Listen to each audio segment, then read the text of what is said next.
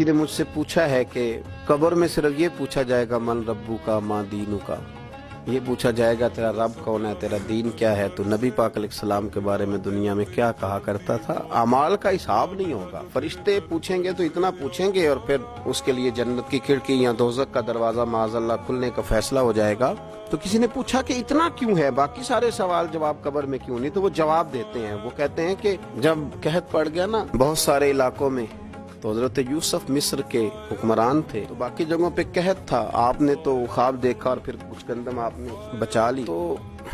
हजरत यूसुफ अलैहिस्सलाम के पास बहुत सारे लोग गंदम लेने के लिए पहुंचने लगे, तो आपने रास्ते में कुछ चौकियां बना दी थी, पुलिस वाले खड़े कर दिए थे समझ लीजिए। तो उनसे कहा था कि जो आदमी गंदम लेने के लिए आया उससे पहले उसका नाम पता पूछो, बल्दियत पूछो और ये पूछो क्या लाया है, वो किस चीज के इवज गंदम लेने आया है, पैसे लाया है, कोई और चीज लाया है, ये पूछो। चौकियां